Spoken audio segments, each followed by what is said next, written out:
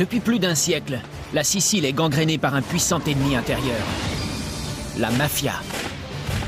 Une réalité sordide, drapée de mythes. Et tapie dans les entrailles de l'île. Je suis dans la peau d'un mafioso en fuite. Venez voir.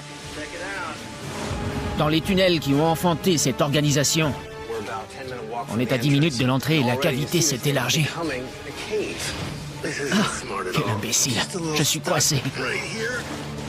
Et dans le labyrinthe de cryptes et de passages où la légende s'est forgée, pour la première fois à la télévision, à environ 1,50 m de moi, il y a une montagne d'ossements. Nous remontons le temps dans le secret des villes, pour découvrir la Sicile et les souterrains de la mafia.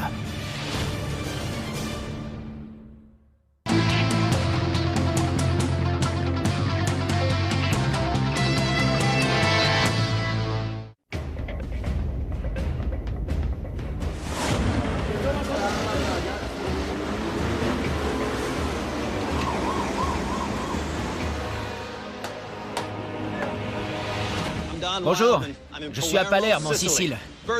C'est là qu'est née la mafia. Bien sûr, si j'étais moi-même un affranchi, je l'appellerais Cosa Nostra, notre chose. Un nom un peu vague qui cache en réalité une organisation criminelle complexe. Depuis plus d'un siècle, cette île est son précaré. Aujourd'hui, la mafia est plus puissante que jamais. Elle engrange près de 73 milliards d'euros chaque année. C'est ici que ses racines sont les plus profondes. La mafia sicilienne est une société secrète, un cercle fermé, uni par un pacte de sang. Pour comprendre sa véritable histoire, il faut la pister, dans le ventre de la Sicile. Pendant plus de 2000 ans, l'île a été au carrefour des invasions. Il y a eu l'Empire romain, la conquête arabe au IXe siècle, et puis les forces de l'Axe pendant la Seconde Guerre mondiale. Mais depuis le XXe siècle, une nouvelle puissance a fait main basse sur cette terre. La mafia. Venez voir par ici. Au milieu de cette petite place, vous voyez les policiers en faction? Ce sont des carabiniers, les gendarmes italiens si vous voulez. Tous les jours depuis notre arrivée, ils gardent l'entrée de ce restaurant. Le propriétaire a refusé le racket des mafieux. Du coup, il est protégé 24 heures sur 24. La mafia est bien vivante, croyez-moi. Elle sévit jusqu'au cœur de Palerme. La mafia sicilienne a réussi à se rendre invisible. Comme d'autres sociétés secrètes, elle a infiltré les sphères du pouvoir et entretient un nuage de mystère autour d'elle. L'un des mythes les plus anciens et les plus tenaces de son histoire est son lien avec une secte de justiciers vengeurs du XVIIe siècle, qui opérait dans les catacombes de Palerme, les Beati Paoli.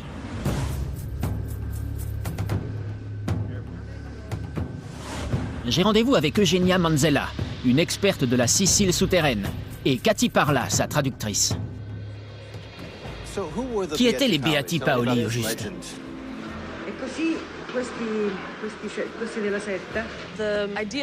Ils seraient issus d'une secte apparue au XIIIe siècle, les Vendicosi, des sortes de justiciers qui vengeaient les torts de la noblesse à l'encontre du peuple. Ça allait jusqu'à l'assassinat. Les Vendicosi étaient en quelque sorte les Robins des Bois de la Sicile médiévale. Pour défendre les pauvres contre l'oppression des grands propriétaires, ils ont formé une société secrète qui sévissait la nuit dans les souterrains et les grottes dont le sous-sol de Palerme est truffé.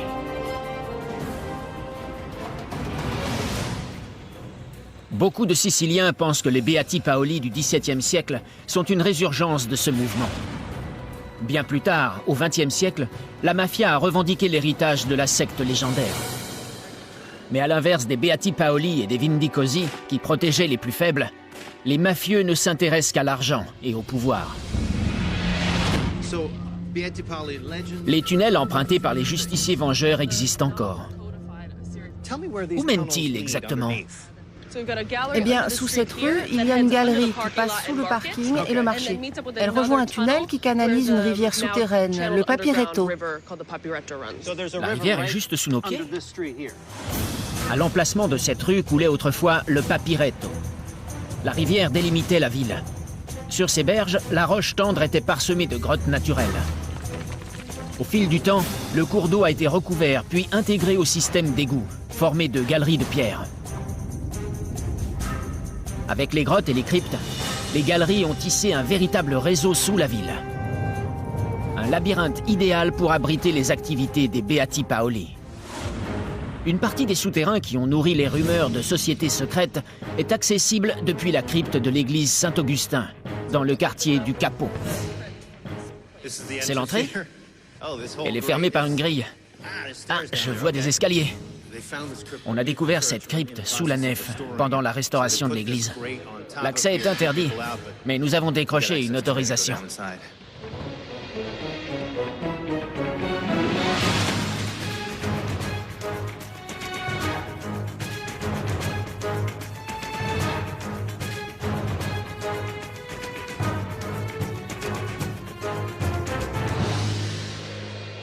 Et voici la crypte de l'église. Oui, nous sommes sous la nef. Dans cet espace, les dépouilles des défunts étaient déposées dans ces niches. Ça continue sous l'église. Ah, c'est fou, regardez ça. Les ossements humains. Vous avez dû en trouver beaucoup ici. Ce crâne était peut-être celui d'un moine, d'un membre de l'église. Peut-être même celui d'un Beati Paoli, qui sait.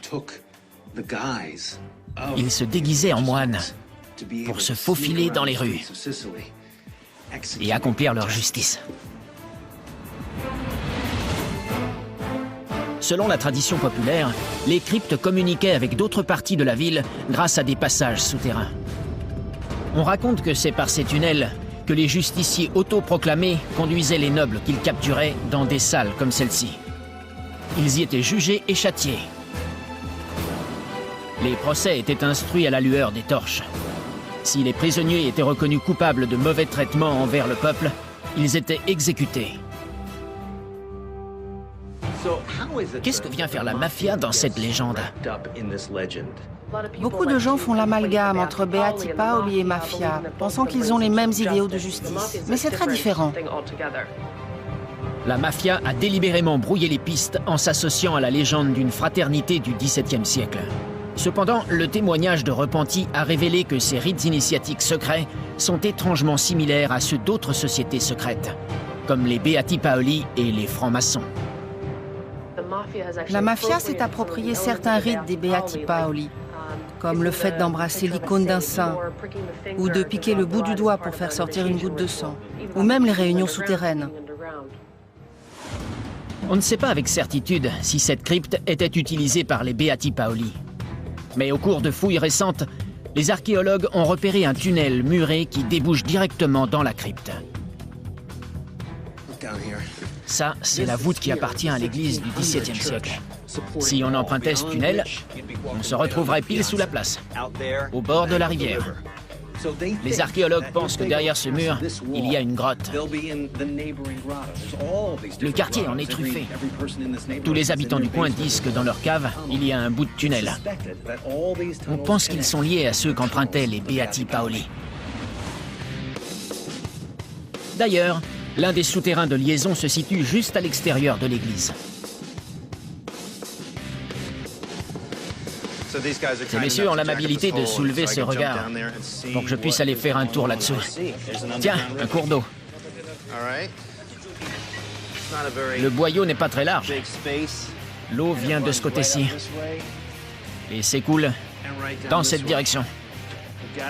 Je suis obligé de chausser des bottes. Bonjour la couleur. Je mets l'échelle dans le trou? Oui.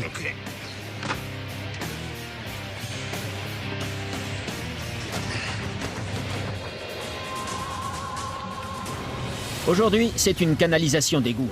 Mais il y a 400 ans, c'était peut-être un passage emprunté par des justiciers en capuchon. C'est une canalisation voûtée. Tout ce qu'il y a de classique. Mais ça ne sent pas la rose. Ah, c'est dégoûtant. Vous avez vu cette eau? Cet endroit est absolument répugnant. Regardez dans quoi j'avance. Oh, un gros cafard. Salut, vieux. Venez voir. C'est un véritable torrent. C'est ça, la rivière Papireto. Elle coule sous la ville depuis au moins 500 ans. J'ai beau regarder par ici et par là, je n'en vois pas le bout. Et de ce côté, ça continue sur des kilomètres. Vu l'enchevêtrement de passages sous la ville, ça ne m'étonne pas qu'il y ait tant de légendes. Les habitants qui vivent à la surface ont eu besoin de croire que des gens tapis dans l'ombre travaillaient à les venger d'un oppresseur. Bien plus tard, la mafia s'est auréolée de ce mythe. Les Beati Paoli sont à l'origine de cette légende. Cet endroit était leur repère, à quelques mètres sous les rues.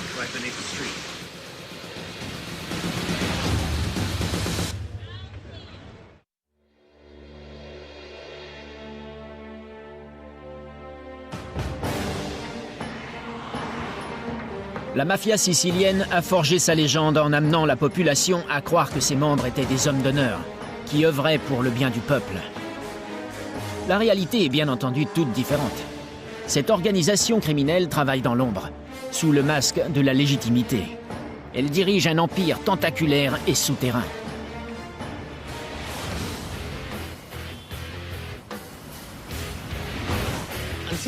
Aujourd'hui encore, le racket des commerçants est une activité mafieuse très répandue. L'impôt mafieux exigé, en échange d'une prétendue protection, s'appelle le pizzo. Tout récemment, un mouvement de protestation s'est organisé à Palerme. Plus de pizzo, addio pizzo. Regardez, certains commerces affichent un autocollant sur leur vitrine pour dire aux racketteurs de passer leur chemin. Ici, ils n'auront rien. Partout dans Palerme, les gens disent « La mafia, basta ». Malgré les efforts de cette poignée de commerçants courageux, 80% des entreprises payent encore le pizzo. Pour autant, ce n'est pas par ce racket que la mafia a commencé à amasser son trésor de guerre. Tout a démarré avec la culture des agrumes. À une époque, les plantations d'agrumes de Sicile comptaient parmi les plus rentables d'Europe. Ces latifundia appartenaient à l'aristocratie. Mais le déclin des grandes familles a permis aux clans mafieux de faire main basse sur cette manne juteuse et de gagner en richesse et en pouvoir. Dans les années 1970-1980, la drogue a supplanté la culture des agrumes. L'organisation a étendu son réseau de trafic de stupéfiants à la planète. Elle a acquis une fortune et une puissance colossale. Les polices internationales étaient sur sa trace. Et lorsque les agents sont venus chercher l'un de ses plus grands chefs, celui-ci a pris la fuite par les souterrains millénaires situés juste sous sa maison. Un gigantesque réseau d'adduction d'eau sillonne le sous-sol de la ville de Palerme. Ce sont des canates, des canalisations creusées au IXe siècle pour irriguer les plantations d'agrumes. Lorsque dans les années 1980, l'étau se resserre autour des chefs de la mafia, ces tunnels deviennent les alliés des fugitifs. Je suis en compagnie du professeur Pietro Todaro. C'est le premier à avoir expliqué l'importance du système de Canat dans le développement de Palerme et de la Sicile. Le professeur Todaro et Sal, son traducteur, me conduisent non loin de Palerme, à l'ancien domicile de Filippo Piraino, un baron de la drogue. C'est ici qu'il vivait? Ça appartenait aux mafieux. Ah, je vois. Les gens du coin ont même laissé des graffitis. Mafia. La maison du boss. Filippo Piraino était un parrain impliqué dans un trafic de drogue international. Dans les années 1980, la guerre entre clans a ensanglanté Palerme et mis un coup de projecteur sur les gros bonnets de l'organisation, habituellement très discrets. Piraino était de ceux-là. Le 17 juin 1980, la police italienne lance un raid contre sa propriété. Mais l'homme s'est volatilisé. Comment a-t-il réussi à passer entre les mailles du filet? Ils sont venus le cueillir chez lui. Par où s'est-il échappé?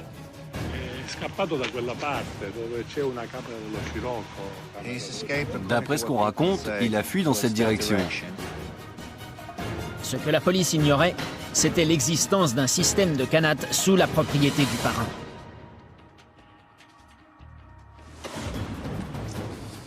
C'est le moment de s'équiper. Dans les canates, nous aurons de l'eau jusqu'à la taille. Heureusement, le professeur Todaro a tout prévu. On est tous en train d'enfiler nos cuissardes. Quand la police a commencé à encercler la maison, le parrain a dû plonger dans ses canaux. Se mouiller ne devait pas être sa première préoccupation. C'est sûr. J'ai ma torche. C'est parti.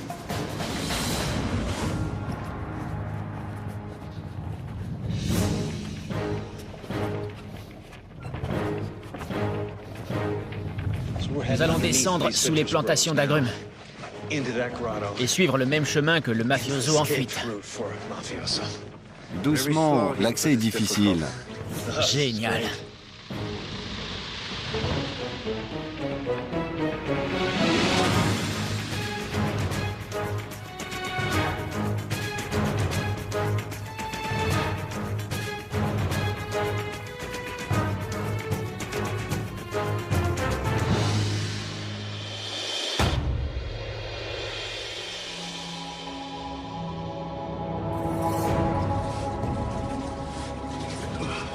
Regardez, le plafond s'élève. On est à quoi? 10 minutes de marche de l'entrée et la cavité s'est élargie. Les parois montent très haut. Elles s'élèvent de plus en plus à mesure que nous progressons.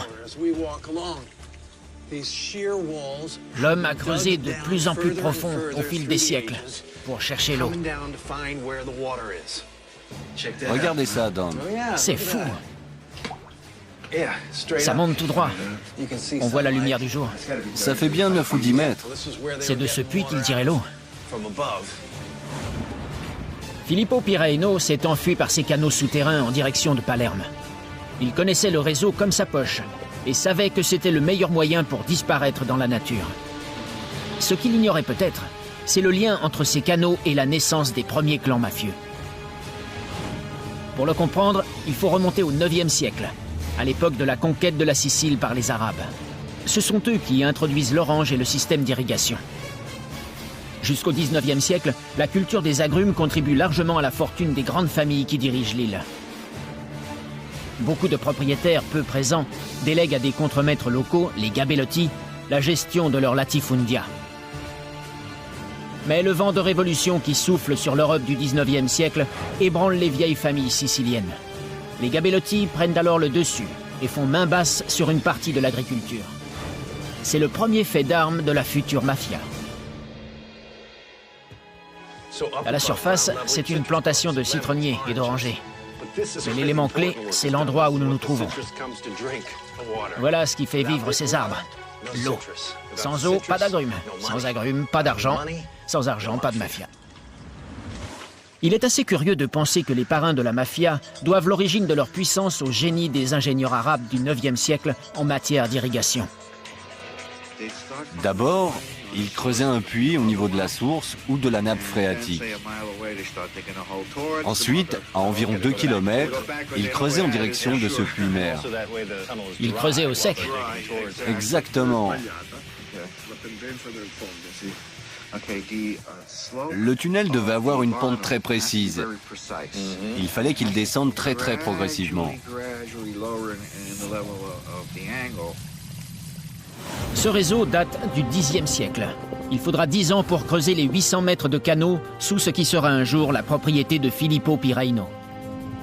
Il s'intègre dans un vaste système d'irrigation souterrain.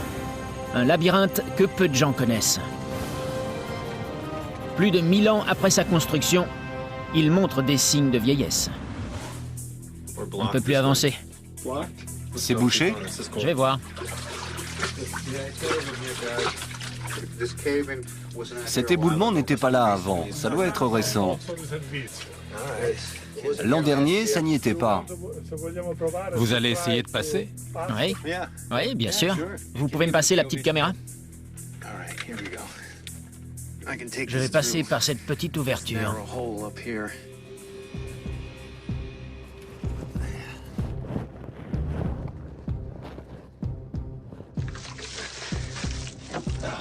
Bonjour le tas de boue.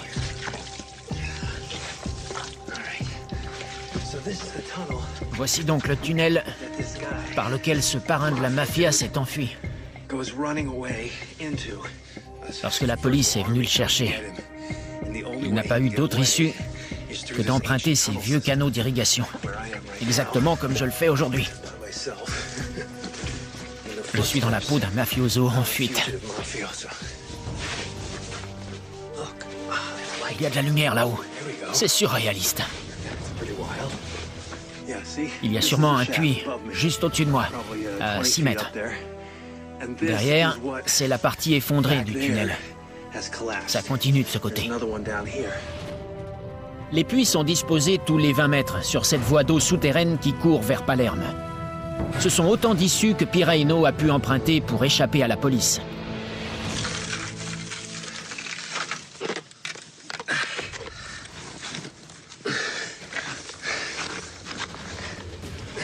Là, la progression est quasiment impossible. Est-ce que je le tente? Non. Quel imbécile. Bon ben, je suis coincé à 6 pieds sous terre, près de Palerme. Bien joué. Je pose la caméra.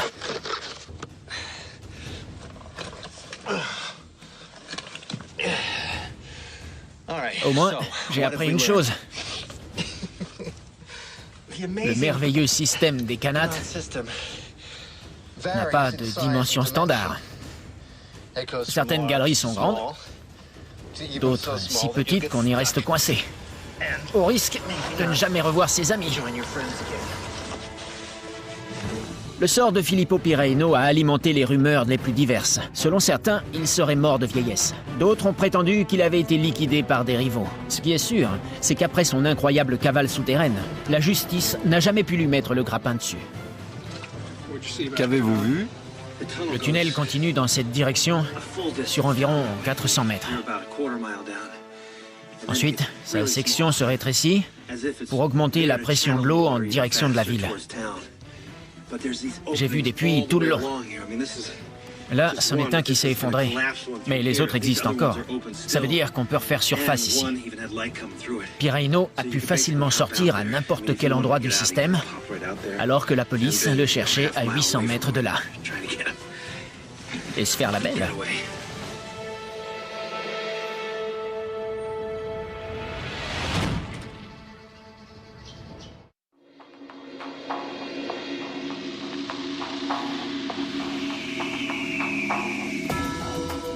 Agrigent, sur la côte sud de la Sicile, a été le témoin de plus d'une bataille. Des guerres puniques au IIIe siècle avant Jésus-Christ à la Seconde Guerre mondiale. En 1943, les forces alliées débarquent sur l'île. Leur arrivée va relancer l'activité de la mafia sicilienne. Faisons d'abord un saut dans le temps. Dans les années 1880, la situation économique pousse un grand nombre de Siciliens à émigrer aux États-Unis. Quand la guerre de 39-45 éclate, la mafia sicilienne est déjà bien enracinée dans les grandes villes américaines. Parallèlement, en Italie, le leader fasciste Benito Mussolini se range aux côtés d'Hitler et des forces de l'Axe. Pour les Alliés, l'invasion de la Sicile devient une priorité. Contrôler l'île, c'est contrôler la Méditerranée et s'assurer une position solide au sud de l'Europe. On raconte que c'est là que l'idée a germé de s'assurer des alliances sur place. Si quelqu'un peut préparer le terrain en secret, l'occupation de la Sicile devient un jeu d'enfant. Et il se trouve que les États-Unis ont l'oiseau rare sous la main. Pas en Sicile, mais derrière les barreaux d'un pénitencier de l'État de New York.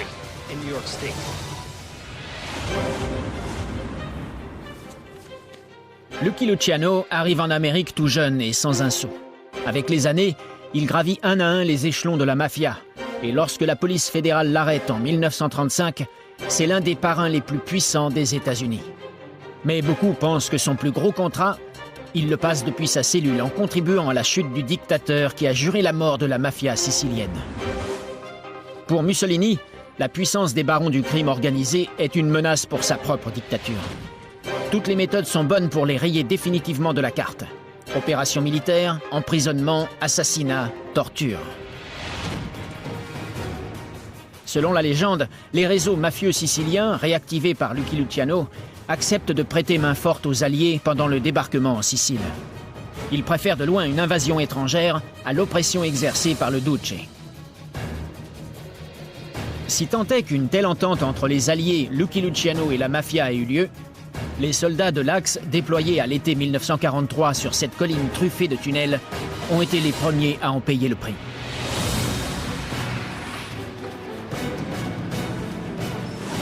J'ai rendez-vous avec Michele Gallo, un expert de ce conflit, et Pepe Lombardo, un spéléologue urbain. Ça fait plus de 10 ans que Pepe Lombardo explore les moindres recoins de la région. Il l'a cartographié, ainsi que le réseau de tunnels qui sillonnent cette colline. Dites-moi en quoi cet endroit était si stratégique. Tout simplement parce que c'est ici que se trouvait le QG des Italiens et des Allemands. Et puis c'est un promontoire naturel. D'ici, on peut surveiller la côte et l'intérieur des terres. Les collines qui dominent Agrigent ont de tout temps représenté une position stratégique. Il y a 2500 ans, les Grecs qui vivaient ici ont protégé leur colonie en creusant une forteresse souterraine dans cette colline. Depuis, le paysage a bien changé. Le 16 juillet 1943, en pleine nuit, la 7e armée américaine, dirigée par le général Patton, débarque sur les plages de Sicile. Cette colline et ses galeries ont joué un rôle capital dans la bataille qui a suivi. Allons voir.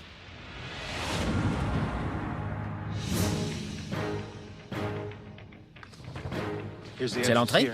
Oui. Ça n'est ni grec, ni de la Deuxième Guerre mondiale.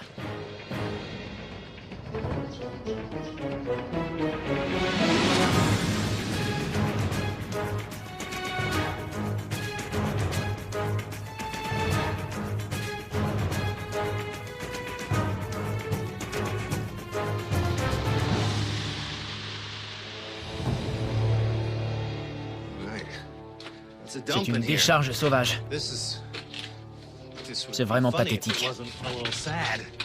Et voilà ce qu'est devenu l'entrée d'un tunnel datant de l'Antiquité. Une décharge. Il y en a partout. On est à quelle profondeur? À environ 10 mètres. À une dizaine de mètres de la surface. Oui. Ça devient de plus en plus étroit. Ah, joli spécimen. Ces galeries sont tout ce qui reste d'une forteresse grecque construite il y a 2500 ans. À l'origine, cet endroit était un poste d'observation idéal. Le plan cruciforme se compose d'un long tunnel creusé d'est en ouest, coupé par d'autres plus courts du nord au sud. Les issues offrent une visibilité à 360 degrés sur la région. Les forces de l'Axe ont conservé la structure grecque qu'ils ont renforcée ici et là, et lui ont ajouté un bunker en béton armé qui surveille le rivage. D'ici, les soldats ont pu voir l'armée colossale prête à fondre sur eux. La défaite était inévitable. Mais ce qu'ils ignoraient, c'était que Lucky Luciano et ses comparses avaient déjà planifié la mise en place d'un nouveau régime politique qui ferait la part belle aux membres de la mafia. On imagine facilement l'endroit à cette époque. Des soldats nazis et italiens embusqués dans ce bunker qui savaient pertinemment qu'on allait leur tirer dessus. On voit très bien la plage en contrebas et le temple grec. On parle d'une conspiration entre les Américains et la mafia sicilienne. Les Alliés et la mafia avaient un intérêt commun. Lequel? Ils voulaient chasser les fascistes de Sicile. Les mafieux américains étaient originaires d'ici. Lucky Luciano est né en Sicile. Ils ont sans doute passé un accord avec les Alliés. Parce que le fait est que Luciano a été libéré de sa prison à New York pour raison de santé et expulsé vers l'Italie. Donc il y a sûrement une part de vérité. Après le débarquement, la plupart des maires nommés par les Alliés étaient des membres de la mafia. Toute l'ironie de l'histoire, c'est que ce sont les militaires américains qui ont renforcé la mafia sicilienne en lui donnant les rênes du pouvoir. Oui. Le débarquement allié en Sicile marque donc le début d'une nouvelle ère pour l'organisation criminelle, dont les membres nourrissent à loisir les légendes sur leurs faits d'armes pendant le conflit. On raconte même que Lucky Luciano a fait parvenir aux parrains locaux des foulards jaunes marqués d'un L, signal qu'il devait soutenir l'avancée des Alliés. Même s'il ne s'agit que d'une histoire inventée, c'est encore un exemple de la volonté de la mafia de s'auréoler de mythes à son avantage. C'est ainsi qu'elle s'est construite.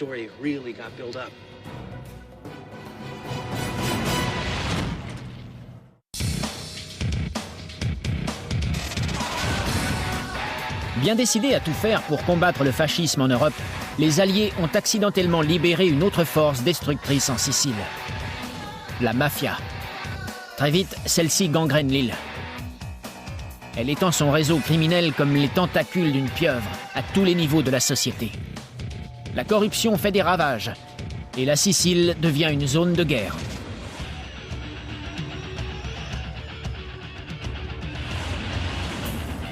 Dans les années 1980, la guerre des clans ensanglante les rues de la ville. Les familles mafieuses de Corleone et de Palerme se lancent dans une guerre totale. Cosa Nostra montre son vrai visage, le visage hideux de la violence. Les habitants de Palerme n'en peuvent plus. Et des centaines de criminels dangereux sont traduits en justice.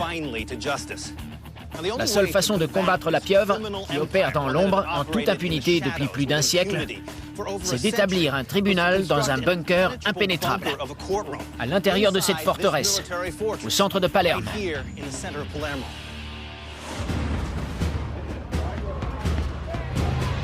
Mon guide, Conchita Vecchio, va m'aider à pénétrer dans la prison d'Ucciardone, un lieu placé sous très haute surveillance. Le groupe de policiers que vous voyez là-bas est en train de décider si nous pouvons entrer ou pas. Ces mesures de sécurité sont tout à fait compréhensibles, car nous sommes au cœur de la capitale de la mafia. C'est bon? Victoire, on peut entrer. Ça y est, on a franchi les grilles de la prison. Et ça, c'est le bunker. C'est ça? Oui, le bunker, salle d'audience. Nous sommes à l'entrée du tribunal, construit tout spécialement pour les maxi-procès de la mafia, qui ont eu lieu dans les années 1980. Plus de 300 mafieux ont été jugés dans ces murs. Ça, c'est la salle des gardes. Et ce n'est que la partie visible de l'iceberg. Chaque jour, une armée de policiers veille sur cet endroit. Les tireurs d'élite guettent sur les toits. Il y a tout un balai d'escorte de carabiniers. C'est une ruche. Il y a même des hélicos. Jamais auparavant une telle bataille n'avait été engagée contre la mafia. 474 prévenus, parmi les parrains les plus puissants et les plus dangereux, sont jugés. La procédure est conduite par deux hommes courageux, les juges Giovanni Falcone et Paolo Borsellino. Pendant 2 ans, ce bunker est le seul endroit où ils sont en sécurité. Le bâtiment a été spécialement conçu pour accueillir le maxi-procès. Dans la salle d'audience, les magistrats mènent le combat de leur vie. On peut entrer? Oui. Formidable. Dites donc, c'est immense. La salle peut contenir 1 millier de personnes. C'est un véritable amphithéâtre. En un sens, oui. La salle d'audience ultra-moderne a été aménagée à l'intérieur d'une forteresse datant de 1836. La construction du bunker a débuté en 1979, en vue du procès. Coût des travaux, plus de 72 millions d'euros. Le tribunal occupe une salle de 300 mètres carrés au centre du bâtiment, bordée d'une série de cellules et protégée par des murs en béton d'1 mètre d'épaisseur. Une enceinte associant acier galvanisé et vitres blindées isole le complexe. Et un réseau de soutien permet le transfert des prisonniers entre le tribunal et la vieille prison. C'était les années 80, qu'on a appelé les années de plomb. Tous ceux, hommes politiques ou juges, qui condamnaient publiquement des actes liés à la mafia, étaient abattus. Jusqu'à l'arrestation d'un homme qui accepte de parler, Tommaso Buscetta. Oui, parce que son clan se fait exterminer. Ils ont réussi à le retourner. Exactement. Il était assis ici même. Soit là, soit ici, au milieu, face au tribunal. Il savait qui il était? Oui, Est-ce qu'il lui criait des menaces? bien entendu. Buscetta brise l'omerta, la loi du silence. Lorsque le procès s'achève, 360 mafieux sont condamnés. Les peines cumulées dépassent les 2000 ans de prison. Imaginez ce qu'ils ont dû ressentir. Ces hommes étaient habitués à commander, à mener la belle vie. La Sicile, c'était leur chasse gardée. Et voilà qu'on les traînait hors de leur geôle, le long de ce corridor, jusque dans ces cages.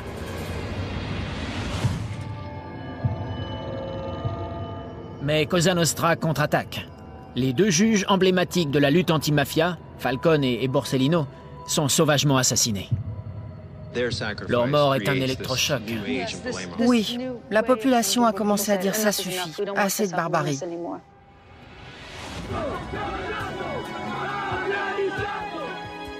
Le public est horrifié par ces massacres. La pieuvre s'enfonce un peu plus dans la clandestinité. Lassés par plus d'un siècle de terreur, les Siciliens commencent à redresser la tête.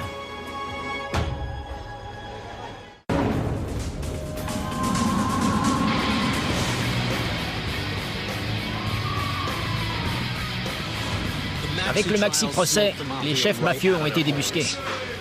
Le mythe de la fraternité, plus ou moins bienveillante, est parti en fumée avec le meurtre des juges Falcone et Borsellino.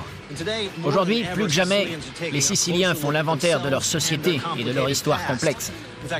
Récemment, à 2 pas d'ici, l'effondrement d'une rue provoquée par une fuite d'égout a révélé un charnier. Sans doute une clé importante pour comprendre le passé tumultueux et sanglant de l'île.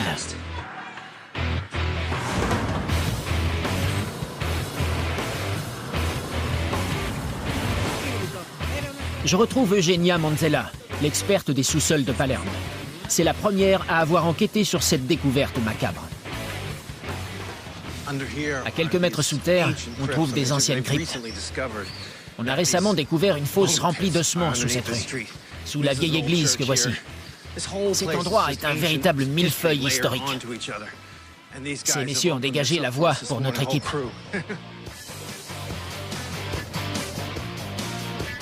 Le site est extrêmement fragile. Et nous sommes la première équipe de tournage autorisée à pénétrer dans ces lieux. C'est où? C'est ça? Oui. Incroyable. À première vue, c'est juste un trou dans le trottoir. Sauf qu'en dessous, il y a une crypte. Dis donc, tu sais ce qu'il y a en dessous? Non? Impeccable.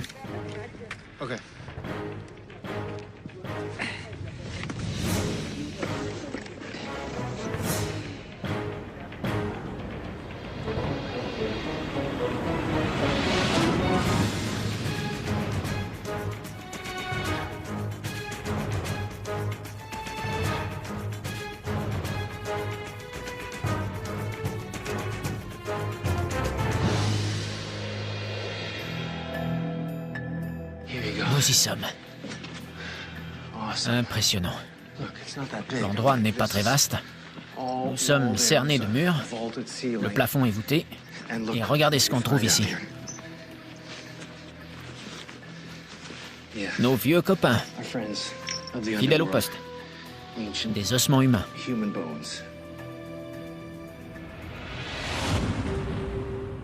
La crypte se compose de 3 espaces principaux. Une salle de préparation des corps, une chambre principale et une fosse. Son accès a été scellé sous cette église depuis le XIVe siècle. Les restes découverts ici ne sont donc pas des victimes de la mafia, mais d'une flambée de violence bien plus ancienne.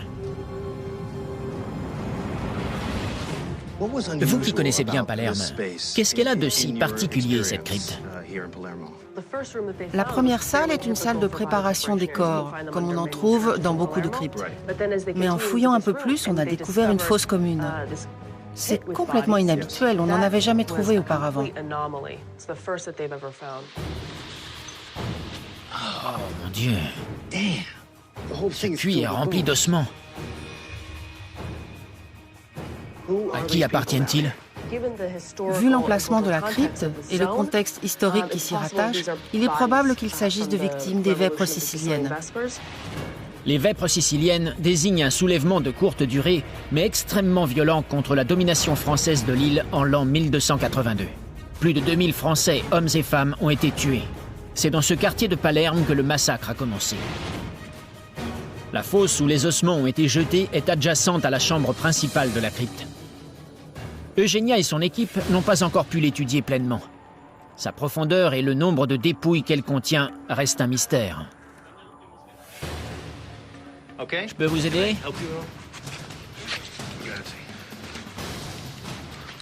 Tommaso est en train d'arrimer une échelle métallique que je vais utiliser pour descendre dans la fosse. Ça m'évitera d'atterrir dans le tas d'ossements. C'est inédit comme obstacle.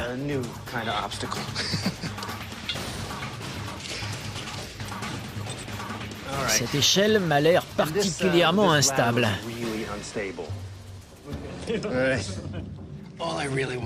Je vais essayer de ne pas tomber sur un os. Une seconde. Comment je m'y prends? Vous avez la torche? Oui. Je cherche une position stable. Ça y est, je suis en bas. À environ 1,50 m de moi, il y a une montagne d'ossements humains et de débris divers et variés.